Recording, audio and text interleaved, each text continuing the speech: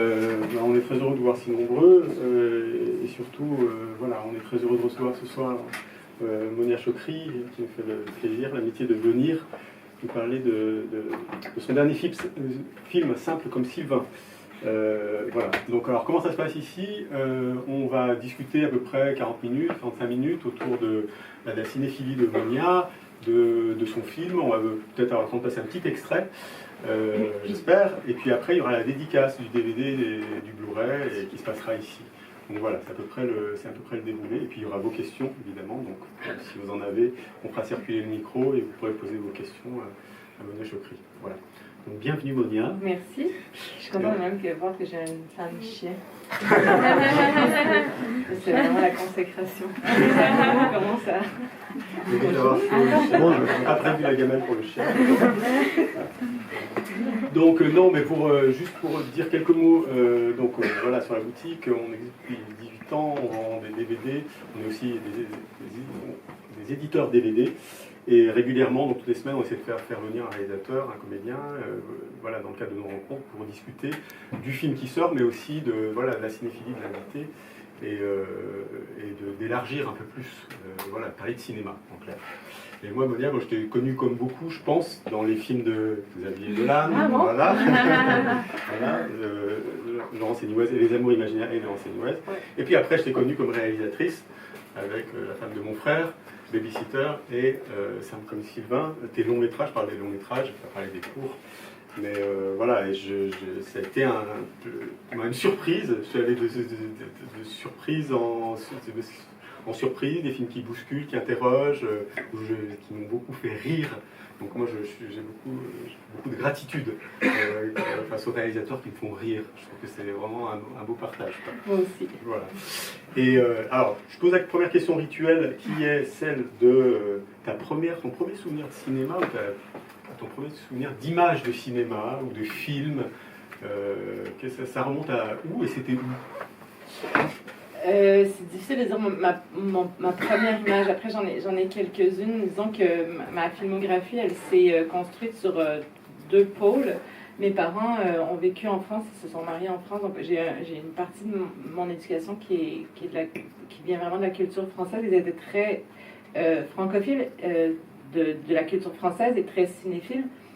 Donc, c'était les années 90 et étonnamment, dans cette période, de cette époque qui était plus lousse au niveau de la morale, je pense. Il y avait moins de distinction, je trouve, entre les films pour enfants puis les films pour adultes, où c'était un peu... il y avait des films pour la famille, tout ça. Puis, et donc, je me suis construite avec ce cinéma français qui m'a fait vraiment rêver. Je me souviens notamment de... c'est quelque chose dont beaucoup d'actrices parlent, mais c'est L'Effronté de Claude Miller. Donc je m'identifiais beaucoup à cette jeune Charlotte Gainsbourg et ça, j'ai vu ça avec mes parents, je devais avoir, je sais pas, 7-8 ans, puis je me dis aujourd'hui c'est quand même bizarre de voir ça à cet âge-là. Et je remets quand même, c'est ça qui est intéressant avec l'éveil des consciences, c'est qu'aujourd'hui on réfléchit autrement aux images qu'on a pu voir plus tôt dans notre vie. Et donc, c'est vrai que c'est un film qui a été marquant, qui m'a marqué, qui a peut-être même influencé mon envie de jouer, d'être actrice. Et puis, en parallèle, je regardais beaucoup de cinéma américain, de comédie, où j'allais beaucoup au cinéma avec mon ami d'enfance, où nos mères je pense qu'encore une fois, c'était à l'époque où on avait moins peur de je sais pas quoi, mais on allait au cinéma vers 9-10 ans, ils nous mettaient au cinéma au Kitschau, et puis on allait voir des trucs comme les films d'Eddie Murphy, Un prince à New York qui a été fondamental dans la construction de ma psyché, Suzy Frizette, je sais même pas si c'est le titre qui était français, mais c'est l'histoire d'une petite fille avec les cheveux bouclés dans les rues de New York. Et donc voilà, tous ces films un peu plus légers. Donc je me suis construite donc dans ce cinéma américain-là et aussi en parallèle avec un cinéma français. Un des grands films fondateurs de mon enfance, c'est La gloire de mon père et le château de ma mère. Ce sont deux films qui sont des Madeleines de Proust pour moi, que je peux revoir et qui me confèrent une espèce de sentiment de sécurité, en fait. Donc c'est des films que j'aime beaucoup. Voilà. Et jeune ado, avec je sais pas, avec tes amis, Ouais. qu'est-ce que tu sortais toujours voir ces films-là, Ben, ou tu as commencé à rentrer un peu dans ouais, le dur, vers 14-15 ans, mon frère avait une bande d'amis qui était un peu plus vieux que lui, puis ils étaient très cinéphiles, très arty. Et là, j'ai découvert progressivement tous les films de la Nouvelle Vague. Donc, c'est drôle parce que dans la liste que je t'ai donnée, j'ai parlé que d'Agnès Varda, qui est pourtant que j'ai rencontré beaucoup plus tard dans ma vie de cinéphile.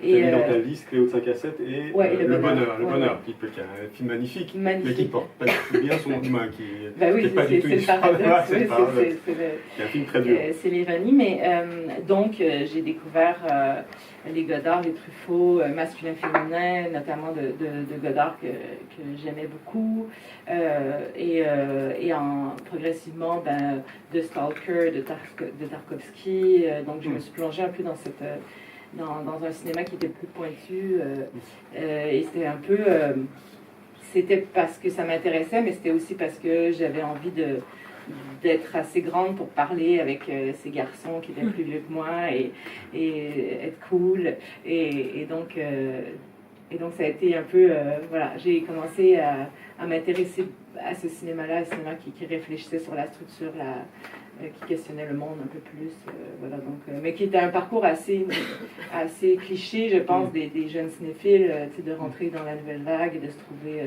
Oui, bon, c'est des films qui sont formateurs, qui nous ouvrent quand même. Ouais, au-delà du cliché, il y a quand même des films qui bousculent et qu'on revoit toujours. Oui, mais je trouve ça intéressant. Là, je les ai pas mis dans ma liste, tous ces films de ces mecs de la nouvelle vague, parce que j'ai préféré mettre Varda, parce que finalement, j'ai eu l'impression qu'elle a été mise de côté dans ce mouvement-là. Elle était pionnière, hein, c'était une Et elle était pionnière, en fait, quand j'ai vu Cléo de 5 à 7, que j'ai découvert, je sais pas, il y a peut-être pas plus que 5 ou 6 ans, en fait. Et je me suis dit, mais attends, en fait, je l'ai trouvée bien plus intéressante. Ils étaient intéressants, il y avait des choses qui étaient intéressantes, mais j'ai l'impression quand même qu'elle a été aussi pompée beaucoup par les autres, et qu'elle a une place dans le développement de la réflexion cinématographique qui est plus importante que celle qu'on lui a octroyée à l'époque. J'en parlais notamment avec Rosalie Varda, qui est sa fille, puis elle dit qu'effectivement, il y avait tellement de misogynie qu'elle était relayée un peu, elle était mise de côté un peu, mais en fait, quand on regarde le montage de Cléo de 5 à 7, des trouvailles incroyables.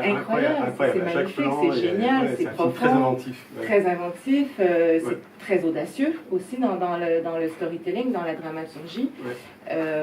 Et puis après, j'ai découvert Le Bonheur, qui est vraiment qui m'a happé, qui m'a frappé. Et puis je suis voilà. Maintenant aujourd'hui, je parle plus d'elle que des autres pour dire que vraiment ça m'influence plus. En fait.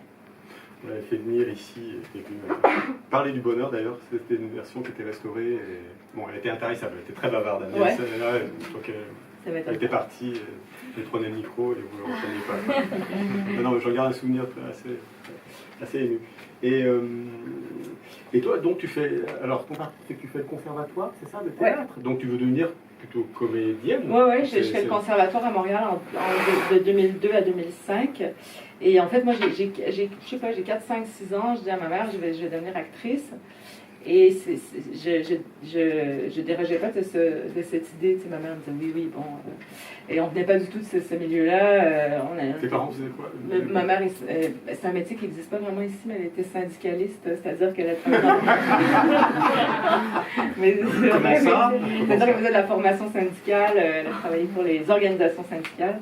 Et puis mon père était peintre et professeur de beaux-arts. D'accord. Donc on n'avait pas de pied dans le cinéma ou dans le... Mais moi j'étais fascinée par l'écran, j'appelais la télé mon ami, tu sais, je vais aller voir mon ami la télé, tu sais, j'étais obsédée par l'image, par l'écran, puis j'ai l'impression que j'ai tellement passé d'heures à regarder, puis au Québec il y a énormément de séries télé, et donc je regardais aussi beaucoup de télévision, et je me disais, je pense, ou en tout cas, je ne sais pas comment je l'ai formulé dans ma tête, mais je me disais, en fait, je m'identifiais bon, attracteur, ça vient aussi d'une blessure, je pense, quelque part. Je pense que, je sais pas, je vais pas vous faire ma psychanalyse, mais c'est un mélange de peut-être moi qui avait envie d'être apprécié, d'être aimé, j'en sais rien, puis moi qui ne peux me situer que dans la position d'actrice, c'est-à-dire que j'avais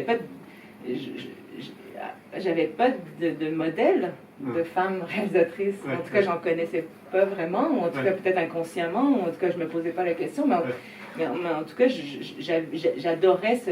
Et même au conservatoire, tu sais, c'est pas très chic de dire qu'on veut faire de l'écran ou qu'on veut faire du cinéma, mais je faisais du théâtre, mais fondamentalement, ma passion était le théâtre et le cinéma. Oui, ou en tout cas, ça fait un peu snob de dire qu'en fait, Et puis, je me rends compte avec les années qu'en fait, c'est le langage qui m'intéressait. J'avais envie de raconter. Puis au conservatoire, d'ailleurs, j'aimais beaucoup, et mes collègues me demandaient par moments, est-ce que tu veux rester après l'école, m'aider à me voir dans la scène, me diriger. Donc c'est quelque chose que j'ai développé. J'avais ce désir de regarder plutôt que d'être regardée. Mais tout ça n'était pas articulé. Et j'apprécie encore le métier d'actrice. Je le pratique parfois. Mais c'est vrai que j'ai un plaisir... j'ai un épanouissement dans l'idée d'être plutôt au service enfin, regarder les autres, voilà, ça me plaît plus que d'être dans une position désirée. Mais ça, c'est quelque chose que j'ai beaucoup dit. Je sais que si certains m'ont entendu en interview, c'est quelque chose que je dis souvent. Et c'est quelque chose que j'ai voulu mettre dans Sam comme Semaine, notamment que ce personnage féminin-là, c'est un personnage désirant et non pas seulement un personnage désirable ou désiré. L'écriture, parce que je trouve qu'il y a quand même quelque chose, il y a une force dans tes films des dialogues, de cette écriture-là. Toi, assez tôt, tu écris des choses déjà, ou des cours, ou comment est-ce que ça se passe? Tu écris beaucoup, il y a beaucoup d'impro, comment tu travailles à ce niveau-là? Non, il n'y a pas d'impro dans mes films du tout. Parce que ça m'a l'air quand même très écrit, très précis, très très précis. Oui. Et j'aimerais d'abord, la réalisation, elle est venue par l'écriture, parce que donc en sortant du conservatoire, la chance, c'est que j'ai pas beaucoup travaillé, je faisais un peu de théâtre, tout ça, mais... et donc, j'ai commencé à écrire en disant peut-être que je vais écrire une pièce de théâtre, je sais pas. Donc, j'étais toujours un peu comme ça en écriture, je développais des projets comme ça, puis à un moment donné, je fais la rencontre de Nancy Grande qui devient ma productrice, et grâce à elle, j'ai écrit Quelqu'un d'extraordinaire, et j'ai fait mon premier court-métrage. Et en fait, non, il n'y a pas d'impro dans mes films parce que c'est lié beaucoup à la rythmique aussi. D'abord parce que je passe beaucoup de temps à écrire mes dialogues, c'est important pour moi, et je les retravaille énormément. Et parce que, notamment dans la rythmique de la comédie, il y a quand même quelque chose de précis. Donc ça peut arriver d'avoir des acteurs qui sont fulgurants dans l'improvisation, mais je trouve quand même que l'improvisation est quelque chose qui peut être fragile ou maladroit, ou en tout cas, je conçois vraiment ma mise en scène comme une partition musicale. Pour moi, c'est rythmique, donc donc c'est important pour moi, puis je pense que ça... Mais je travaille beaucoup avec les acteurs, par contre, je vais toujours leur dire, parce que j'aime traiter les acteurs comme j'aimerais être traitée aussi comme actrice, puis je leur demande est-ce que ça te convient, est-ce qu'il y a un mot avec lequel tu n'es pas à l'aise dans tes répliques, parce que je vais le changer, je vais trouver la bonne rythmique, j'aime beaucoup dans Sam comme Sylvain, où je pense que c'est un moment où Sylvia rencontre sa belle-mère, la mère de Xavier, où elles se parlent.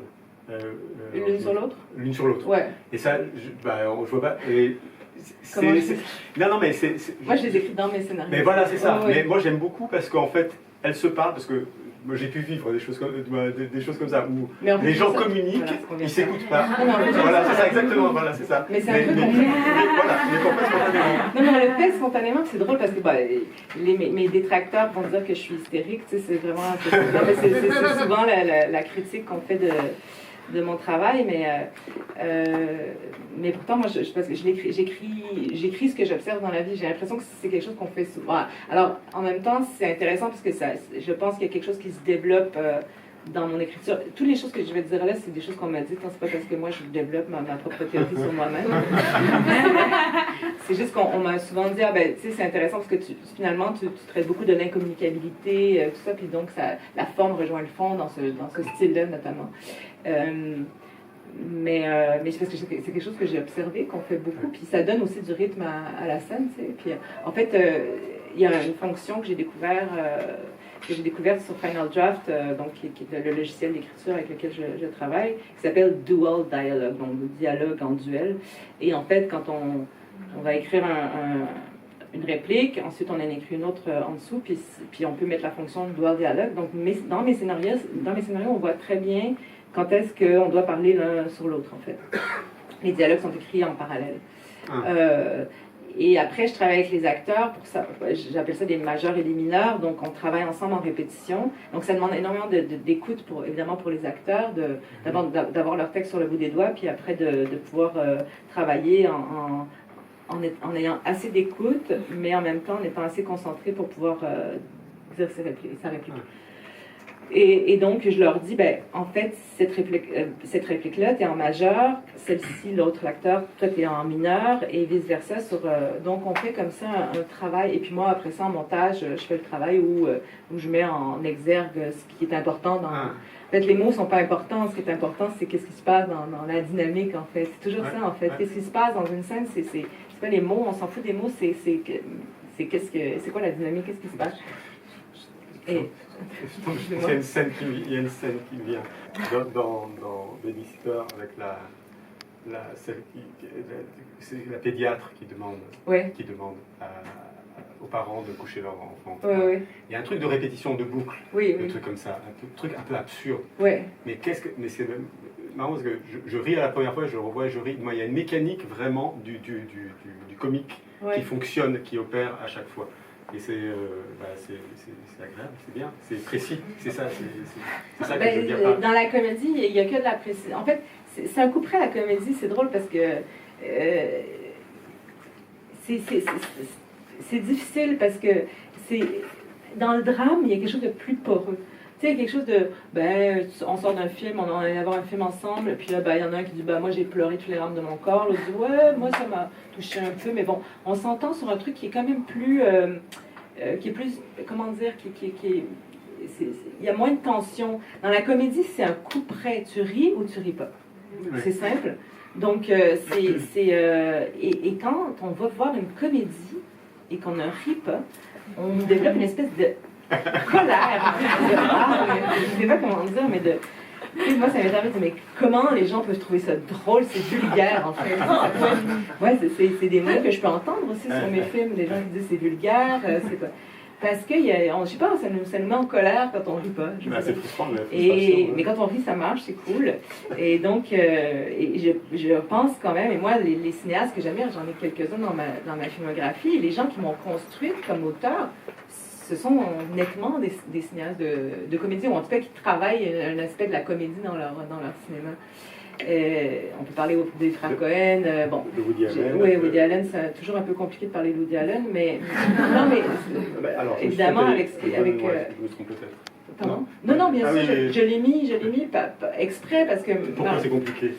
C'est compliqué parce que si on a vu le documentaire Farrow versus Allen... Ah oui, bien sûr, oui. C'est tellement français, mais pourquoi c'est compliqué de parler de Woody Allen? C'est sympa, Woody Allen. Non, ça c'est le film. Oui. Il va me marier avec... Oui, d'accord. Mais j'ai une ambiguïté par rapport à Woody Allen. Moi, je suis très proche de Neil Schneider, même on en discutait. Moi, évidemment, c'est facile pour moi de dire moralement, moi, j'ai pas... Moi, si Woody Allen m'appelle demain, je dis non. Mais bon, c'est quand Woody Allen t'appelle que ça a été... Moi, j'ai été fanatique de Woody Allen. J'étais fan, vraiment. J'ai construit toute mon écriture. C'est quelque chose dont on me parle souvent aussi. Là, je vais faire la prétentieuse, mais il y a quelques gens qui me disent, t'es un peu Woody Allen au féminin. C'est le truc qui me fait le plus plaisir parce que je trouve que c'est un grand scénariste. Quand on pense à évidemment Agnès, mais moi j'aime beaucoup Crime et délit. Mari et femme, pour moi, je pense que c'est un des plus grands. D'ailleurs, il avait gagné le meilleur scénario, je crois, aux Oscars. C'est un des plus grands scénarios que j'ai vu de ma vie, que j'ai vu au cinéma. C'est impeccable, ce scénario. C'est génial. Il y en a d'autres, plein. Harry, Deconstructing Harry. Bon, il y a une pléthore, Manhattan, mais en même temps, encore une fois, c'est quand je parlais de l'effronter, c'est un peu pareil. On revoit aujourd'hui les films avec quand même des questionnements. Tu sais, Manhattan, c'est un mec qui est en couple avec une fille qui a 17 ans, oui, hein, qui est comment elle s'appelle? Marielle Hemingway. Ouais. Et la dernière phrase, c'est quand même Guess what? I just turned 18. Tu sais, puis tout le monde fait Ah, super! Mais à l'époque, moi, je vois ça dans les années 2000, puis je fais C'est génial, c'est super. Tu sais. Mais donc, je ne peux pas passer sous silence qu'il a construit quand même. J'ai vraiment appris à écrire, notamment grâce au fait que j'ai beaucoup vu ses films et revu ses films. Après, je peux citer évidemment les frères Cohen, qui eux sont plus dans une. Parce que Woody Allen a ce côté que j'aime sentimental aussi, donc dans des comédies sentimentales.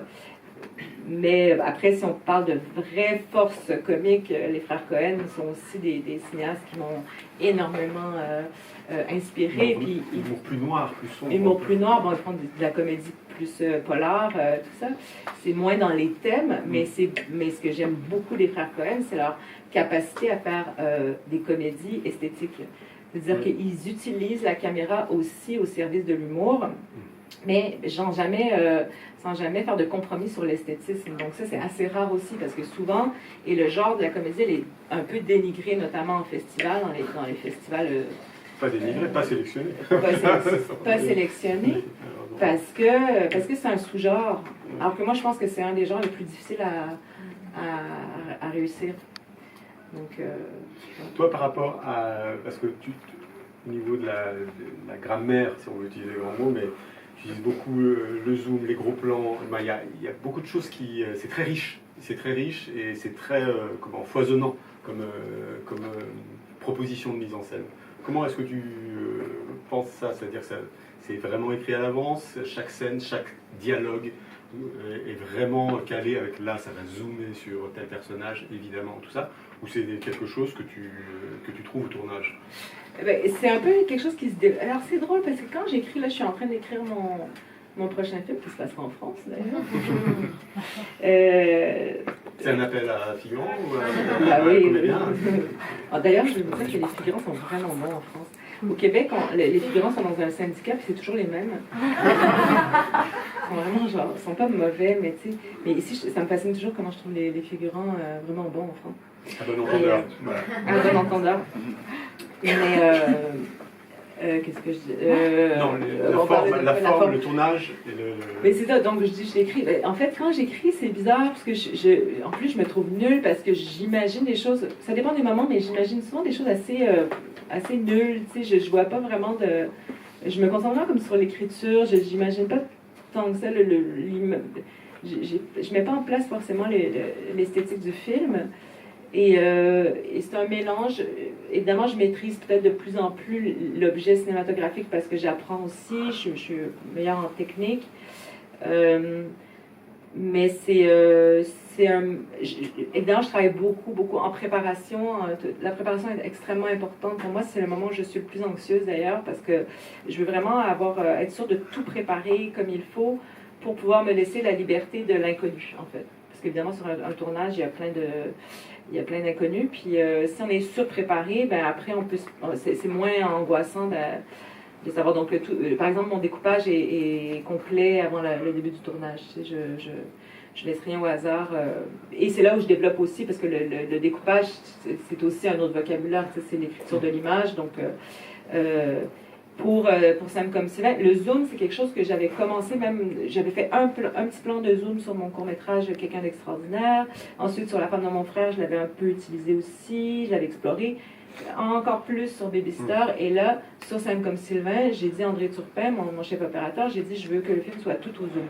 On est à 100% au zoom, 100%, on est à vrai à 97% au zoom. Il y a 2 scènes, je pense, qui ne sont pas au zoom parce que, ou quelques plans qui ne sont pas au zoom parce qu'on est trop dans la nuit, que le zoom manquait de lumière, donc on est au prime, donc des objectifs fixes. Mais sinon, le film est entièrement au Zoom.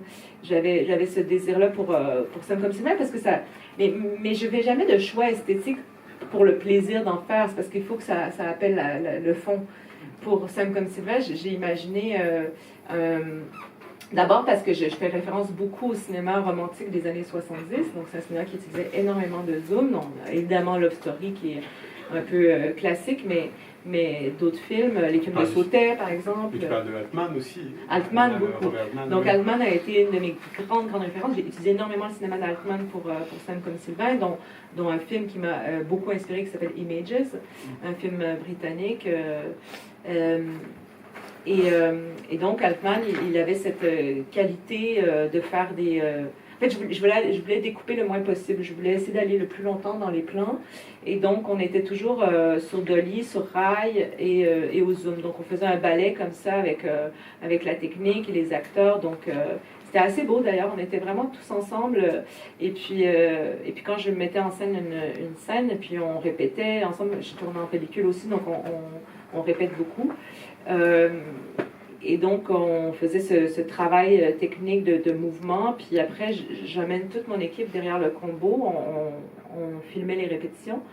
Et donc, je parle avec toute l'équipe technique et des acteurs pour dire, ben voici, à ce moment-là, toi, Magali, tu vas te rapprocher d'André. André, mon Bruno qui faisait le dolly pusher, celui qui poussait le dolly, soit plus soft là-dessus. Donc, c'était vraiment un travail en synergie, en fait, avec toute l'équipe. J'aime beaucoup quand toute l'équipe est incluse dans la création. Tu sais, c'est important pour moi. Je trouve que ça dynamise beaucoup le plateau. Et donc, Altman, oui, m'a beaucoup inspiré.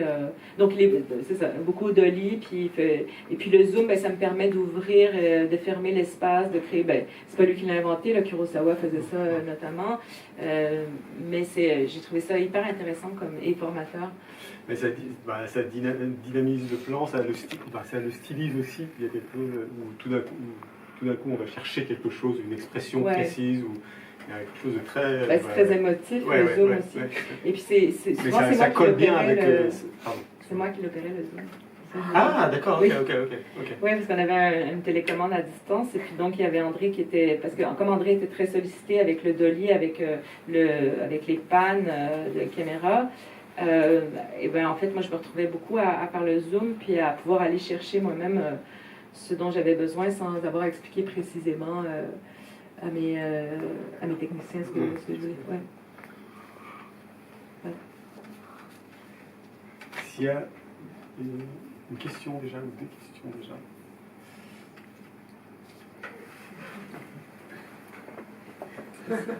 Oui, pour que les gens du fond vous entendent.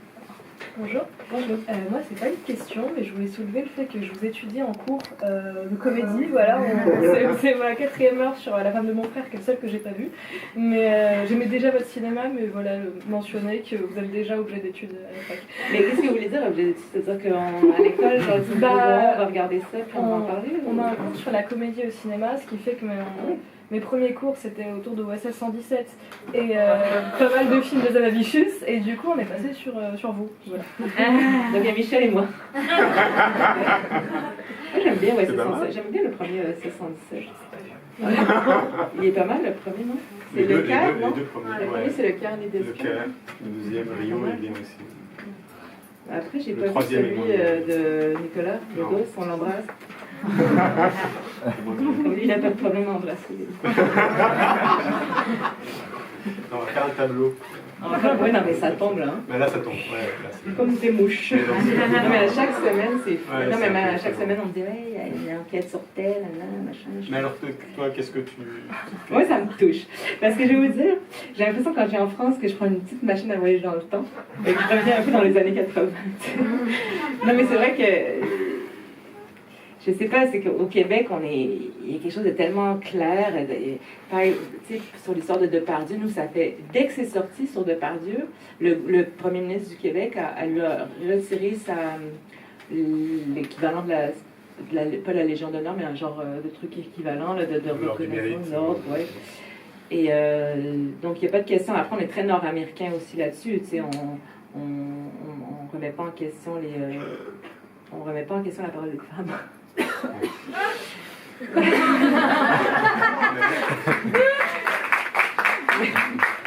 Mais c'est un petit fanbase. Mais ça me fait penser aussi que souvent on me dit, sur mes films, mes collègues cinéastes me disent ici en France, me disent j'aurais jamais pu faire un film comme ça ici. Puis je me dis je comprends pas. En fait, je sais pas si c'est je sais pas si c'est l'esthétisme ou l'écriture ou le mélange des deux, mais ça me frappe assez. Mais bon, bref, tout ça pour dire que j'aime beaucoup la France, c'est un pays dans lequel je vis à la moitié du temps, puis qui est un pays de grands cinéphiles aussi. Et donc, il y a quelque chose qui me touche aujourd'hui, parce que moi j'ai rêvé évidemment d'être actrice, mais comme le cinéma était tout petit au Québec, c'est vrai que secrètement je rêvais de faire des films avec les cinéastes d'ici, et d'aujourd'hui d'être présente comme cinéaste dans un pays qui a inventé le cinéma et qui me fait une place, ça me touche parce que aussi j'ai l'impression que je peux arriver avec une parole qui est un peu fraîche et qui est aussi déconstruite, mais pas dans la colère. C'est-à-dire que moi, quand j'ai fait Babysitter, quand on faisait les interviews pour Babysitter, Babysitter, pour ceux qui l'ont pas vu, ça prend ce problème-là de front. C'est un homme dans un couple, genre ce personnage, qui est au cœur d'un scandale parce qu'il a embrassé sur la joue une journaliste télé. Ouais. Et il est viré de son boulot pour ça. Ouais. Et donc, les journalistes me demandaient, mais ça m'est arrivé vraiment souvent, et puis ça fait quoi, 3 ans, peut-être 2 ans, je sais plus. Non, ça fait pas si longtemps. Et ils me disaient, mais est-ce que vous vous considérez comme féministe? Comme ça, c'était ultra edgy, puis je disais genre, oui. Je trouvais ça super bizarre comme question. Je disais, ben oui, mais je comprends pas en fait la question. C'est-à-dire, je suis née femme, je crois à l'égalité entre les hommes et les femmes. Je comprends pas votre question en fait. Mais j'ai compris que c'était un mot sale, que c'était un mot qui était négatif, qui était... Et là, je me suis dit, ouais, il y a quand même du boulot. Hein. Puis en même temps, qui se fait. Puis je vois vraiment, ça fait 15 ans que je viens en France et je vois vraiment je vois qu'il y a une grande évolution. Puis je suis très, très confiante que la génération des 20 à, enfin plus jeune, beaucoup plus jeune que moi, je vois la déconstruction, je vois et je vois que ces problèmes-là sont pris de front. Voilà, donc ça me fait plaisir en fait, je suis heureuse de vivre dans cette époque, même si elle est compliquée, même si cette époque est assez violente et qu'il y a des grands problèmes extérieurs partout. De participer dans mon domaine à l'évolution et à l'éveil des consciences, je trouve ça assez chouette. Ouais. Parce que là, dans Simple comme Sylvain, tu prends vraiment aussi... tous tes personnages sont porteurs aussi d'une sorte d'archétype. Que ce soit elle, la prof intello de philo, lui, le bûcheron des bois, le frère un peu cynique, intello, et voilà, qui ramène ses petites amies qui sont... mais en même temps, c'est toujours très drôle. C'est marrant comme les archétypes, de jouer avec les archétypes, c'est très amusant en fait. Mais la comédie ne fonctionne que par les archétypes. C'est-à-dire que... Mais il faut qu'on y croit. On y croit, mais c'est-à-dire que ça... Il faut qu'on soit susceptible d'empathie quand même par rapport au personnage. Il ne faut pas qu'on soit complètement détaché et qu'on soit loin de... Non, sauf que je pense qu'on rit parce qu'on se reconnaît. Il y a quelque chose de...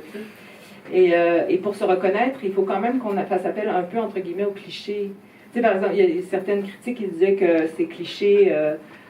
oui, c'est cliché, mais je dis, mais en fait, c'est juste parce que ça existe. C'est pour ça que c'est cliché. C'est parce que c'est réel.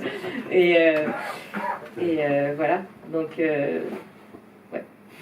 Non, mais puis c'est intéressant de voir comment on peut s'identifier à un certain cliché, ou au bûcheron, ou à la prof de philo, mais comment on est renversé à un moment, c'est-à-dire qu'on est, toujours le...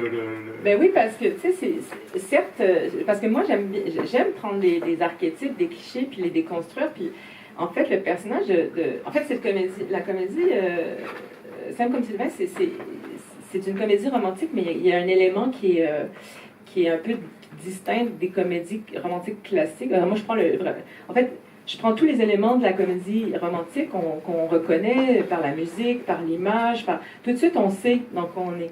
Par contre, il y a quelque chose d'un élément très important dans la comédie romantique en général, c'est que le personnage masculin est l'exemple numéro 1 pour que beaucoup de gens peuvent rapidement identifier, c'est Sex and the City avec le personnage de Big, qui est un personnage, en fait l'homme est un personnage qui est émotionnellement non, comment dire, je l'ai en anglais, not available, qui est non investi, qui n'est pas disponible en fait.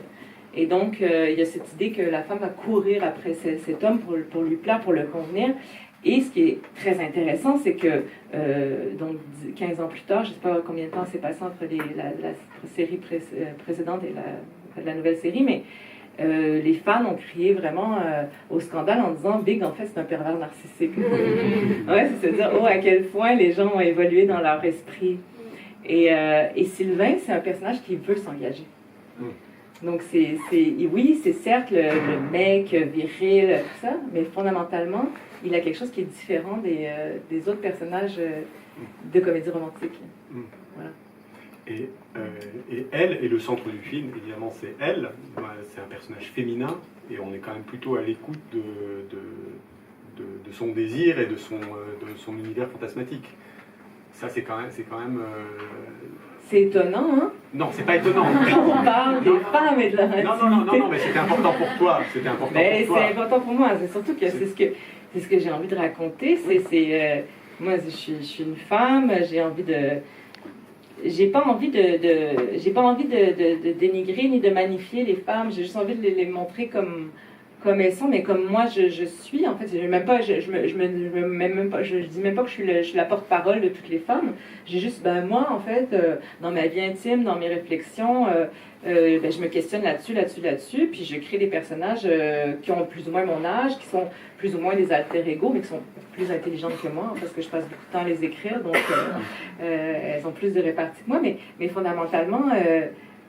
après, si ça parle, tant mieux aux gens, mais fondamentalement, moi, j'essaie juste d'écrire une bonne histoire puis de raconter, mais c'est quand même un acte égoïste. Hein, je le fais surtout parce que c'est de la thérapie, hein, mon écriture, c'est-à-dire pour réfléchir sur le monde, sur mes questionnements, et puis ça me touche quand les femmes... En fait, ça m'avait vraiment frappé à l'époque de Quelqu'un d'extraordinaire, qui était mon court-métrage. Je me souviens d'une séance où j'étais allée à Toronto, puis en sortant de la séance, il y avait plein de femmes qui s'arrêtaient devant moi, puis qui me disaient « Merci, thank you, thank you. » Je me disais « Ah ». Puis en fait, c'est qu'elles se reconnaissaient. Tout d'un coup, elles se reconnaissaient à l'écran. Parce que le nombre de fois où en fait, je veux dire, nous, on a grandi avec ça. Je veux dire, moi, j'ai 41 ans, donc heureusement, les jeunes générations peuvent grandir avec d'autres modèles. Et moi, j'ai grandi voyant à l'écran des femmes qui étaient fantasmées. On ne s'intéressait pas à leur psyché, qui étaient soit c'est des fantasmes. C'est des fantasmes. Ça ne veut pas dire que c'est des fantasmes toujours positifs, hein, c'est aussi des fantasmes négatifs. On a grandi avec le principe de la maman et la putain aussi. Donc, en fait, où est-ce qu'on se positionne? Et c'est là où je pense que, oui, c'est sûr que les femmes, elles sont... Mais les hommes aussi, je pense que c'est bénéfique pour eux d'aussi... Puis, c'est intéressant parce que les hommes, ils ont construit la littérature, le cinéma, et en fait, on a tellement eu accès à leur psyché, leur intime, qu'on les connaît. Et je pense que c'est peut-être même plus simple pour une femme d'écrire des personnages masculins parce on vous connaît. Mais les hommes, ils ne nous connaissent pas, en fait. Ils ne nous connaissent pas. Et même nous, on ne se connaît pas parce qu'il y a plein de choses qu'on ne sait pas de nous parce qu'on ne nous en parle pas. On ne nous parle pas de... Est-ce que vous avez déjà vu un personnage principal dans un film qui vit une ménopause? Moi, jamais. Je sais pas, j'ai jamais vu ça, le film d'une femme qui tu sais... Parce que, donc, comment on peut se connaître, tu sais? Puis... c'est intéressant que vous parliez de ça, parce que moi, je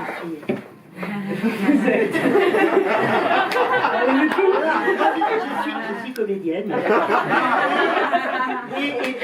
C'est ça la comédie. Et à Paris, il y a une association qui s'appelle l'AFA, avec une commission qui s'appelle le tunnel des plus de 50.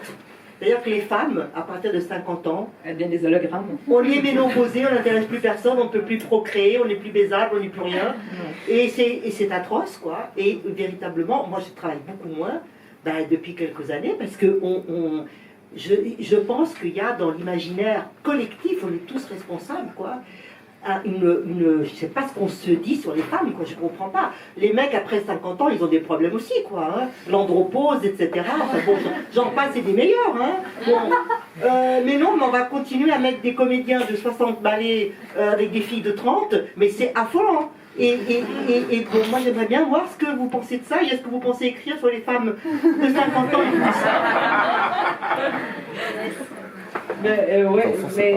Oui, c'est sûr, parce que moi j'ai envie de raconter la vie d'une femme qui est parallèlement la mienne. Donc forcément qu'à un moment donné, j'écris aussi, j'ai pas la prétention de pouvoir trop écrire sans avoir l'expérience de vie, mais c'est sûr que j'exclus pas l'idée qu'un jour je vais écrire sur le parcours d'une femme. J'ai pensé, quand je vous parle de... J'ai jamais vu un film sur une femme qui a une ménopause. Peut-être que ça existe, hein, là, je suis pas très... je connais pas tous les films du monde, mais c'est sûr que ça va faire partie de... Et ça peut faire une très bonne comédie. Hein. C'est sûr. mais en tout cas, tout ça pour dire que... tu sais, par exemple, je fais des choix dans mes films, mes personnages n'ont pas d'enfants. Mes personnages féminins, moi j'en ai pas. C'est pas parce que je milite pour que les femmes n'aient pas d'enfants, c'est juste parce que j'aimerais ça aussi qu'il y a des histoires où les femmes, elles n'ont pas d'enfants et que c'est pas un enjeu. C'est pas une histoire, elle n'a pas d'enfant, pourquoi? Est-ce qu'il faut toujours mettre l'idée d'avoir un enfant ou est-ce qu'elle regrette de ne pas avoir un enfant? Est-ce qu'à un moment donné, il y a une scène où elle va dire, quand même, avoir un enfant? Non, elles n'en ont pas, elles n'en ont pas, elles s'en foutent, elles ne pensent pas. Il y a un moment où Sophie a une petite folie, là, avec Sylvain, elle dit, j'ai jamais voulu d'enfant, j'aimerais ça en avoir avec toi. Et de toute façon, il dort. mais par exemple, pour moi, ça fait partie de ma militance inconsciente. C'est-à-dire que je le fais pas de manière... C'est pas pour militer, pour... ouais, aussi, on peut faire des histoires où on met pas d'enfants de... C'est fou! Je veux dire, juste... souvent, moi, comme actrice, là, je me suis beaucoup retrouvée à jouer des mères. Très tôt. Genre, à partir de l'âge de 27 ans, les comédiennes, elles se retrouvent sur les plateaux, dans les séries, dans les films, elles ont des enfants. Plus que les hommes. Puis souvent, ce qui arrive, c'est que les femmes sur les plateaux, les actrices, elles sont accompagnées d'un enfant. Elles doivent jouer avec un enfant de 5, 6, 7 ans, 8 ans. Et c'est du boulot aussi, sur un plateau, de créer cette relation. Déjà, c'est un boulot de créer une relation avec un acteur, n'importe quel. Mais là, en plus, nous, on est pris... Moi, ça m'est souvent arrivé, Mania, tes enfants, puis là, t'es coincé. Ça va, ouais, bien, les enfants, et en fait, c'est une charge mentale, encore plus sur les actrices. Mais on ne se rend pas compte à quel point il y a tellement d'éléments perturbateurs pour les femmes qu'on prend pour acquis. Voilà, bon, ça, je divague un peu, mais... Donc, oui, une bonne comédie sur la ménopause. En 2030. 35. Moi, pour continuer un peu sur le sujet de manière plus globale, une remarque qui est beaucoup revenue en discutant du film à la sortie et tout, mais qui est très chouette, mais en même temps, merci beaucoup pour ça, c'était que, ne serait-ce qu'avec les scènes de sexe, intime, etc., le premier truc qu'on disait avec la bonne chose, c'est ok, on voit que ça a été réalisé par une femme. Mais en fait, parce que juste, c'est tellement rare encore aujourd'hui qu'on voit autre chose que vas-y, missionnaire, 3 coups de rein, la nana, elle en peut plus. Mais désolé, je ne dérange pas, en 2024, il y a vraiment plein de films, c'est ça. Et là, franchement, il y a tellement une variété, c'est différent, et c'est voilà. Et trop chouette, quoi, merci. Mais et pareil, je ne sais pas du coup si ça fait partie de cet inconscient, ou est-ce que vraiment. Comment vous les avez écrites, travaillées, ces scènes-là, voilà, faut un petit peu parler de ça parce que, ouais, trop chouette. Merci. Alors, il y a quelque chose de vraiment important, c'est que je reste une artiste dans la mesure où, moi, ce qui m'importe dans la vie, c'est, comme je l'ai dit un peu plus tôt, c'est d'écrire une bonne histoire. Point. Et ça, je le dis parce que s'il y a des gens qui écrivent ici ou moi, c'est un des plus beaux conseils qu'on m'a donné dans ma vie. C'était à l'époque où j'étais au conservatoire, puis je devais écrire une petite scénette, je sais pas quoi, puis j'ai dit à un auteur plus âgé, qui était un auteur de théâtre, j'ai dit je voudrais écrire sur tel sujet. Puis il m'a dit, je t'arrête tout de suite. Ce qui est important, c'est que tu écrives une bonne histoire. Tout ce que tu as à l'intérieur de toi, tes fantasmes, tes réflexions, tes doutes, tes questionnements, tes valeurs, ils vont émaner de ton écriture, forcément. Donc, concentre-toi à raconter une bonne histoire, à structurer une bonne histoire, et puis le reste, ça va s'épanouir dans le film, dans l'histoire. Et donc, pour répondre à ta question, il y avait beaucoup de scènes, je crois qu'il y a 6 scènes d'intimité, de sexualité dans le film. Elle en a quelques-unes avec Sylvain, on a une avec Xavier, avec un jeune garçon aussi, tout ça. Et donc, je me disais, d'abord, il faut que j'aie de la diversité dans comment je les raconte. Puis ce qui m'importait, c'était pas le sexe, je m'en fous, ça m'intéresse pas en fait, le sexe au cinéma. Ce qui m'intéresse, c'est la dramaturgie. C'est comment ça impacte le personnage, où est-ce qu'elle en est émotionnellement dans cette histoire, avec lui, avec son ex, tout ça. Donc pour moi, je me disais, ok, premièrement, c'est ça, c'est qu'est-ce que ça raconte. Je l'ai réfléchi comme des scènes de dialogue.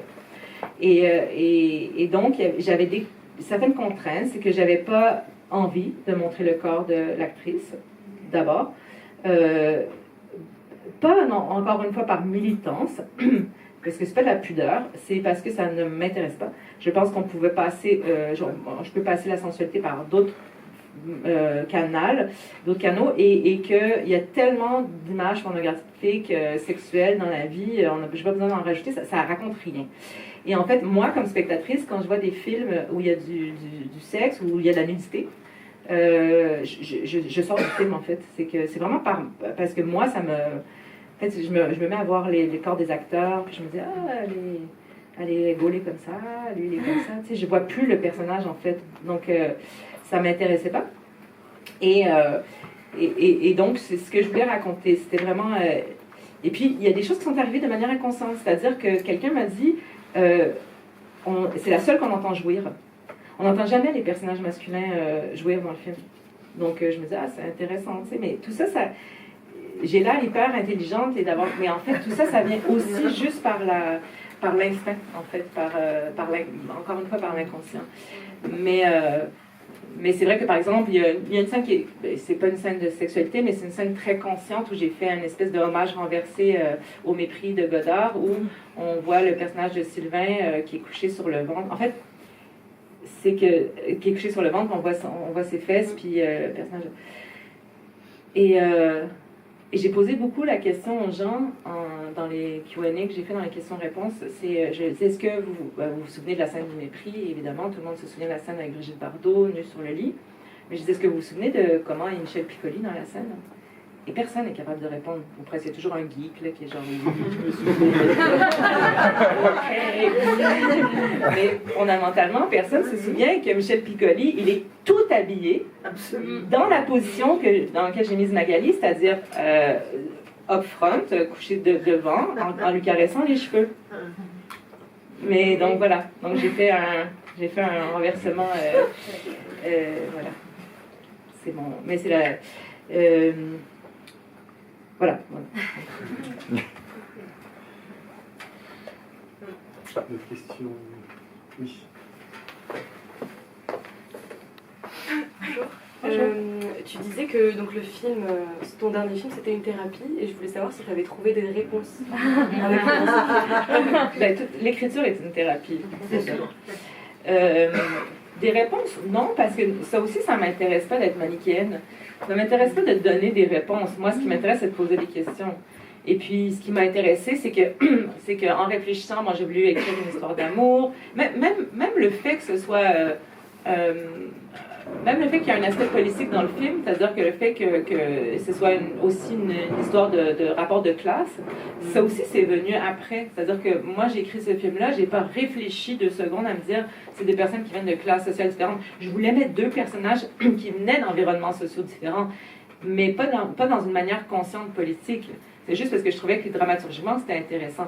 Puis après, à force de réfléchir, de lire sur le sujet, je me suis rendu compte que il y a une infime partie, c'est un pourcentage minimal de gens qui traversent leur classe sociale pour avoir des relations amoureuses avec d'autres. Alors je me suis dit, c'est intéressant, ça veut dire que le couple, c'est un système politique, social, économique.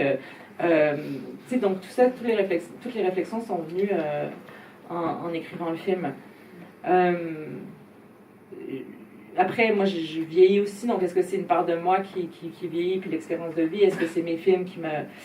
J'ai quand même l'impression qu'à chaque film, je fais des chapitres de certaines réflexions, problèmes ou questionnements que j'ai sur ma vie. Mais j'ai pas de réponse sur j'ai pas de réponse sur l'amour, si c'est ce que tu veux. Non, la seule réponse que je pourrais donner, c'est que ce qui est important, c'est qu'on a été quand même biberonnés aux histoires d'amour passionnelles et toxiques aussi. Vraiment. C'est-à-dire que sur cet amour impossible, sur courir après l'autre, sur des choses qu'on a vraiment intégrées et qu'encore une fois, peut-être pour les femmes qui brillent, qui abîment plus que pour les hommes. C'est vrai que... Non, mais juste...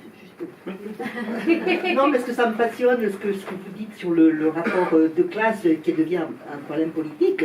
Parce que c'est vrai que c'est transgressif, quoi. C'est quand même une intello qui flash sur un manuel, quoi. Et on peut penser aussi à l'amant de Lily Chatterley. Elle flash sur son garde forestier. Et c'est grâce à lui. Hein? J'ai pas inventé cette histoire-là. Il y a Lily Chatterley, il y a même le livre de Piala, Loulou. Il y a La Bonne Année de Claude Lelouch qui traite aussi de ce sujet-là. Love Story aussi, on oublie, mais Love Story c'est aussi ça. Il y a une lutte de classe dans Love Story. Et donc, je suis vraiment pas... et peut-être la découverte du plaisir aussi, accentuée. Moi, il y a un moment que j'ai adoré dans le film, c'est quand elle lui dit non, non, attends, je me suis pas lavée, je sais pas quoi. Ouais. Et ça, c'est un truc absolument dément, parce que moi, j'ai jamais vu ça au cinéma, quoi. Une nana qui dit ça, attends, je vais me laver, je sais pas quoi. Non, c'est incroyable, quoi. Mais j'ai voulu, pour les scènes de sexe, j'ai aussi voulu qu'elle soit très volubile, que ça passe beaucoup par le verbe aussi, pour finir sur les scènes de sexe. Mais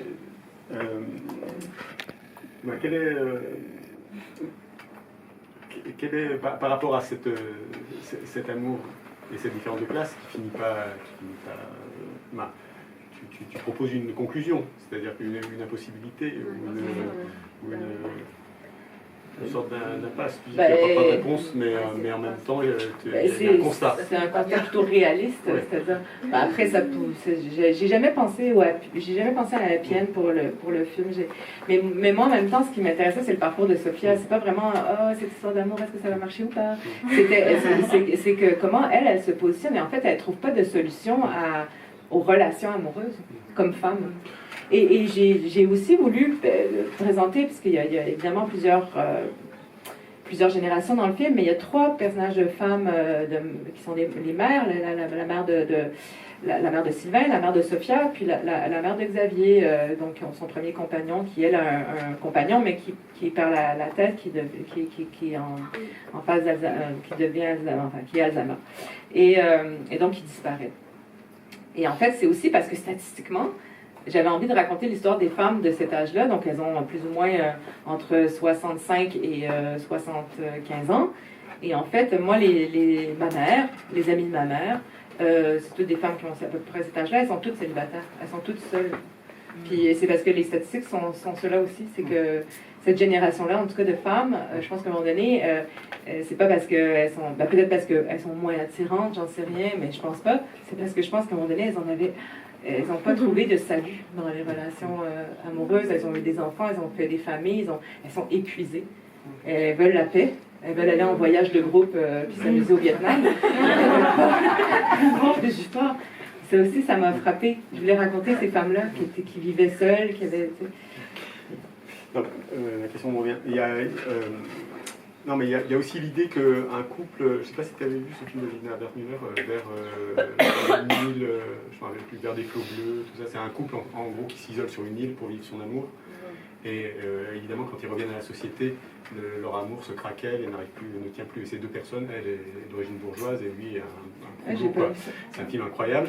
Et donc voilà, et ce que raconte ton film, c'est que les épreuves, et la façon dont déjà est mené le film, c'est les épreuves sociales, c'est les réunions familiales et les familles. Ouais. Et à chaque fois, le couple...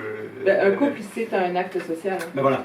Le couple, je veux dire, 2 personnes sur une île déserte, c'est pas un couple, c'est 2 personnes qui s'aiment. Un couple, ça a la dimension grégaire. Donc, oui, mais là, il y a le cadre amical, mais c'est surtout le cadre familial qui est peut-être le plus cruel, le plus jugeant, quoi. Bah ouais. Absolument.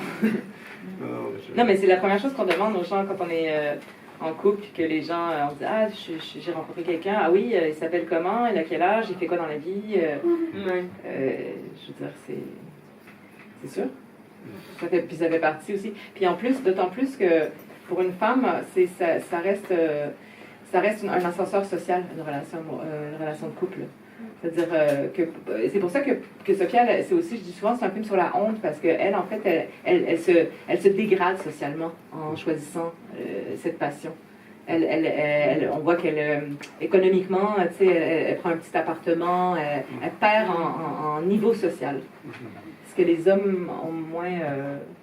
c'est moins un facteur chez les hommes que chez les femmes.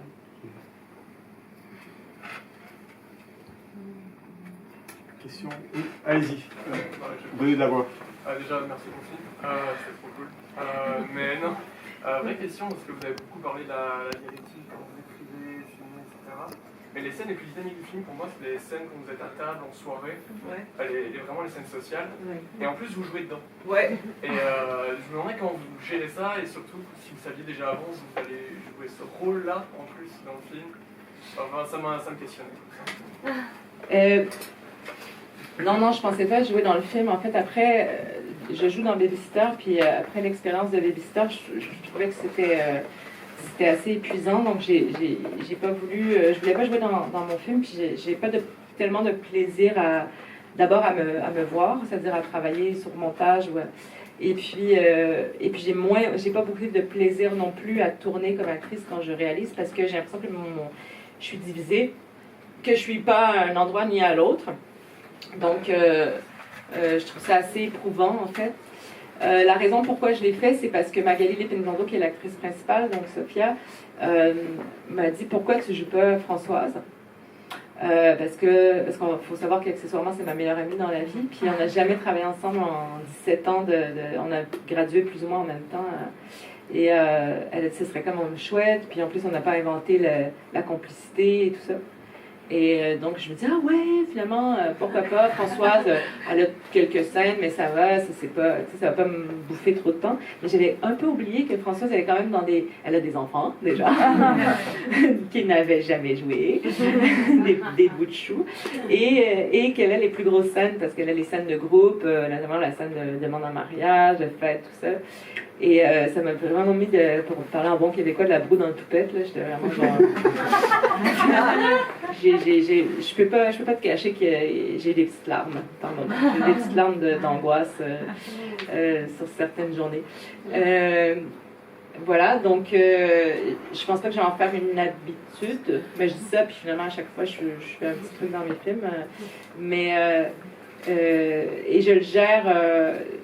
en fait, j'ai pas commencé à réaliser parce que j'avais pas de frustration d'actrice, tu sais, c'est pas parce que je voulais me donner des rôles ou je suis fascinée par les acteurs qui campent les rôles principaux de leurs films. Je sais pas comment ils font, mais moi j'ai envie d'arriver sur le plateau, démaquillée, en sweatshirt, en jogging, et de me dire ce que je vais faire aujourd'hui, c'est de regarder, d'inventer. Puis j'ai pas de frustration parce que j'ai l'impression que je joue toujours avec les acteurs, que je suis toujours près d'eux, donc voilà.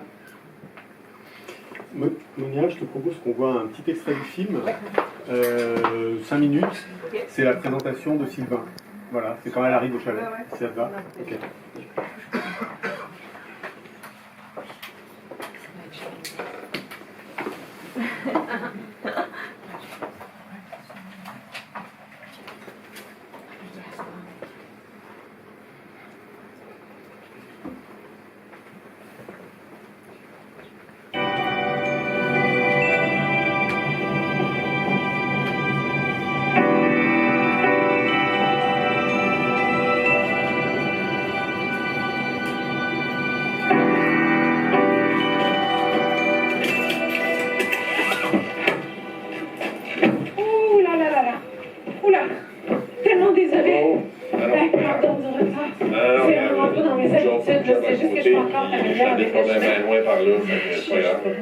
C'est bon ça? Oui, absolument. Vous faites une bonne route quand même? Regarde ça, cette cochonnerie-là, tu vois, c'est pas bon quand ça lève de même. Moi, c'est sûr, je te fais ça à grandeur. toutes les OG, puis tout le long de la plainte, parce que sinon, quand ça gèle, c'est pas bon. Après ça, ça dégèle, ça coule. Ah, ben oui. Regarde bien, tout le long, tu vois que ça n'a pas été bien entretenu. Ouais, On voit que ça a coulé, il y a de la ouais, moisissure. On va se tout ça, c'est nous comme du sucre à la crème. C'est sûr qu'on parle plomberie. Ça n'a pas été fait depuis la construction. Ça, ici, c'est 1940 à 1942. Ouais. Le développement, c'est pas mal autour de ça, 42. Juste le tapis, on t'enlève ça, c'est sûr qu'il y a du beau plancher de bois franc autour de ça. Une coupe d'affaires d'électricité à faire si vous voulez pas brûler vite dans la nuit. Brûler vite? Dans quel sens? Dans quel sens brûler vite? Vous ramenez, par exemple, ils vous ont pas tout dit ça à l'inspection? C'est mon partenaire qui était là, c'était pas moi. C'est qui? Xavier? Non, Xavier, c'est mon amour, mon partenaire. Non, le gars, voyons. Le gars, il est JL quelque chose, le JL, Boismac. Voilà! Oui. Il est fin, il est pas cher, mais c'est un butcher. Non, c'est ça, vraiment. Quoi? La charpentière ici? La charpentière. La fourmi? On a une fenêtre. Sinon, le toit, tout le bardeau, faut pas niaiser avec ça si vous voulez pas que la maison vous tombe dessus dans le dos. Elle va acheter combien? 770 000.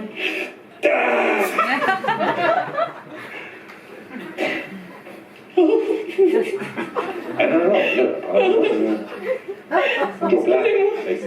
Excusez-moi, c'est juste, c'est beaucoup. Je pense que c'est beaucoup en même temps. C'est ça. Excusez-moi. Là, dehors un peu. On va y respirer. Oui. Pardon, là. C'est ridicule. C'est correct. C'est qu'on est fatigué. Faire un prix. Non, Pas de problème, c'est juste des solutions. Pose à la fois, je pensais juste on que peut ça arranger. serait plus simple. C'est tout ça, là. Sinon. On va crie. Ça va te changer la cage de place, là. Moi, quand je suis en crise, je crie.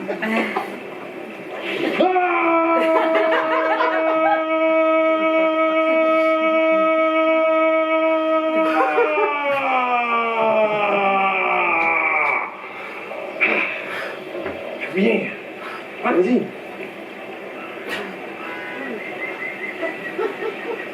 Oui, vas-y.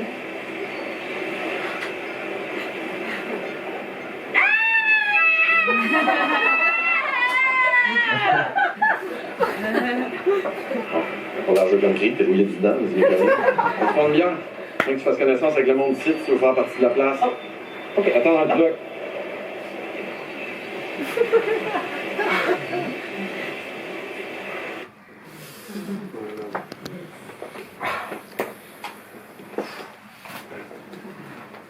C'est bon?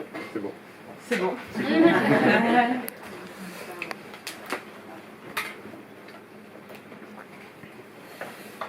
Antoine?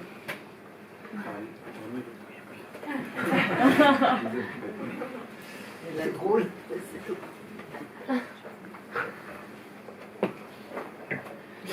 Ouais, c'est bon. Non, mais voilà. La façon dont déjà dans l'ombre, après on voit un demi-visage, tu nous construis comme ça un peu le cliché, le fantasme, et puis ce premier échange qui est un peu caricatural, mais qui encore une fois, qui fonctionne bien, quoi. Qui pose bien les personnages, quoi. Et déjà le truc. Ouais, hyper fort. Non, mais c'est On a Tarzan, quoi. Voilà. Non, mais j'aimais bien qu'il soit dans l'ombre au début parce qu'en fait, il y avait juste. J'aimais d'abord pour la première raison que c'est une relation interdite au départ, donc j'aimais bien que ce soit caché, qu'on n'ait pas accès à tout. Et aussi parce que quand on tombe amoureux ou quand on rencontre quelqu'un, on projette énormément sur la personne, donc ça devient comme une page blanche ou en tout cas une ombre noire dans laquelle on peut engloutir tous nos fantasmes, nos désirs, nos projections. Donc je trouvais que c'était intéressant, une idée intéressante de rentrer, de présenter un personnage par sa silhouette et non pas par, tu sais, qu'on le découvre progressivement en fait. Allez, une dernière question, et après on passera à la dédicace. Et juste pour l'anecdote, Magali dit que le truc le plus déroutant et le plus impudique qu'elle a dû faire, c'était ce C'était crié. Ouais. Oui. Elle dit que c'était pire pour elle que les scènes de nudité. Elle dit, elle dit c'est hyper. Mais moi, j'avais le même truc sur les amours imaginaires. Il y avait une scène où Xavier me faisait crier quand je voyais les garçons s'amuser sur la plage, puis je devais crier. Ça n'existait pas dans le film, mais en plus, il m'avait mis hyper loin sur une colline, puis il fallait que je crie « Hey! Et puis j'y arrivais pas à le faire. Finalement, on l'a fait au téléphone, je les appelle, puis je fais « Ouais, c'est Marie, je m'en vais, tout ça. » Mais c'est quand même hyper... crier, c'est bizarre, parce que c'est comme un truc... on crie pas dans la vie, ben, à moins que vous ayez des problèmes de colère, là. Mais non, on crie pas, donc, tu sais... Les enfants crient. Non, mais il y a même des thérapies par le cri. Ils vont crier, mais... Tu sais, si je vous demandais de crier, mais vraiment crier pour rien, la fois, je sais, je suis en colère, juste comme... c'est un peu bizarre, quand même, de crier. C'est pour l'anecdote.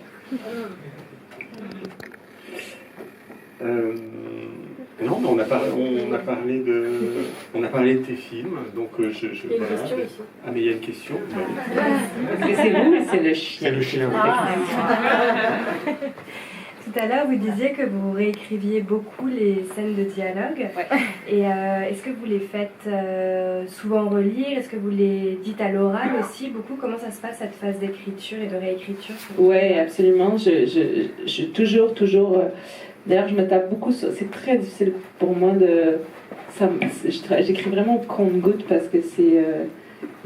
Puis, mes films passent beaucoup par le verbe, donc l'action, finalement, mes histoires sont banales, c'est-à-dire c'est une femme qui tombe amoureuse d'un homme qui quitte sa vie, enfin on s'en fout, c'est une histoire, il n'y a pas d'intérêt à l'histoire, l'intérêt passe par ce qui se passe dans les scènes, dans les dialogues, dans l'action, donc passe beaucoup par ça, donc effectivement je passe énormément de temps.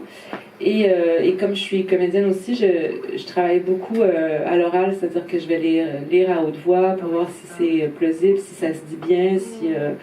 parce que le nombre de fois où moi j'ai tourné dans des trucs où j'étais là, ça se dit pas, c'est l'enfer. Donc on se retrouve à réécrire, je sais pas si c'est comme ça beaucoup ici. Mais par exemple à la télé au Québec, quand j'ai tourné plus des séries, en fait c'est l'enfer parce que les acteurs se retrouvent à être vraiment auteurs, à réécrire tous leurs dialogues. Puis je me dis mais c'est quand même dégueulasse qu'ils passent leur, je veux dire c'est un travail d'écrire donc donc oui j'essaie vraiment de les faire. Et puis en ce qui a trait aux scènes d'émotion, c'est vraiment ridicule parce que vraiment je les joue. Si par exemple le personnage doit pleurer ou doit être ému, je vais essayer de l'interpréter vraiment. Donc je suis devant mon ordinateur, en pyjama chez moi, puis je fais et je sais pas, mon mari, par exemple le personnage, je sais pas, il a perdu il a oublié mon nom hier, puis je fais ok, ça se peut, c'est possible, on peut le faire. Donc oui, je travaille énormément d'arrache-pied sur mes dialogues. Ouais. Et j'essaie de plus en plus, parce que c'est là où je me sens un peu imposteur comme cinéaste, c'est-à-dire que pour moi le cinéma c'est un art de l'image et j'aimerais arriver un jour avec Scènes comme Sylvain, je suis arrivée un petit peu à faire respirer mes films, qui était quelque chose que je faisais pas trop sur mes autres films, mais j'essaie vraiment de d'élaguer un peu plus, de laisser parler l'image. J'essaie vraiment de plus en plus d'arriver à ça. Peut-être je vais faire un film tout à fait silencieux sur la ménopause. Une comédie silencieuse sur la ménopause. J'ai pas précisé que le Saint-Film Sylvain était à Cannes l'an dernier. Oui. Et alors, les festivals, c'est important et ça lance le... Mais bien sûr, ouais. Oui, c'est sûr, c'est important. Ça propulse les films, ça propulse des carrières. Et même si on se dit, là justement c'était l'annonce des films de Cannes ce matin. Évidemment, on a des collègues qui vont pas, puis on leur dit oui, mais non, c'est pas grave.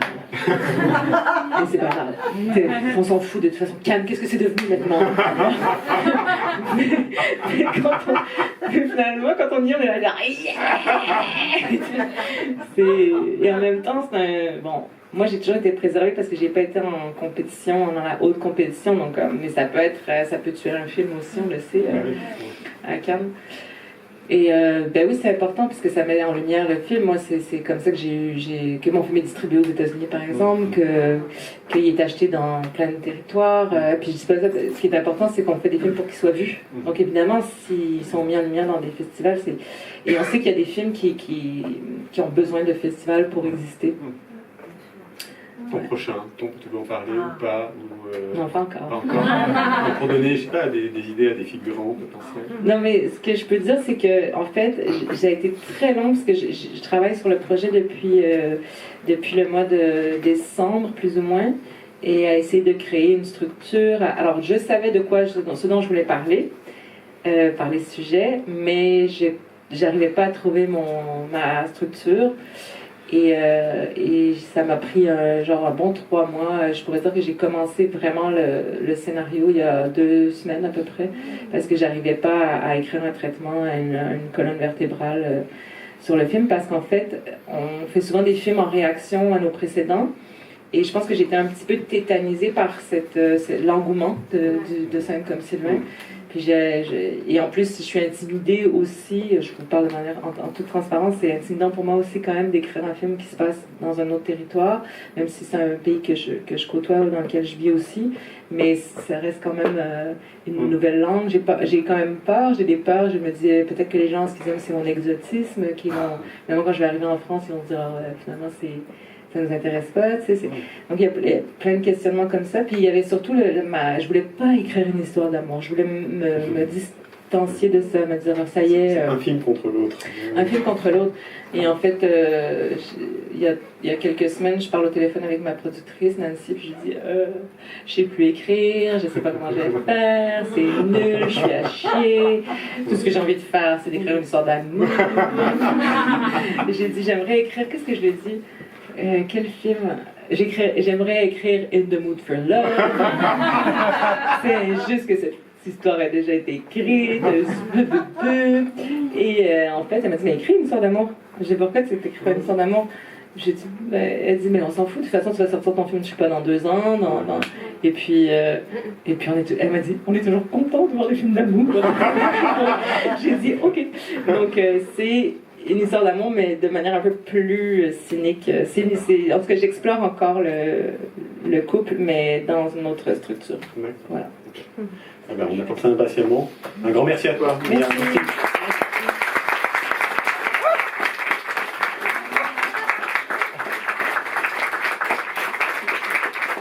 Donc on va faire la dédicace ici.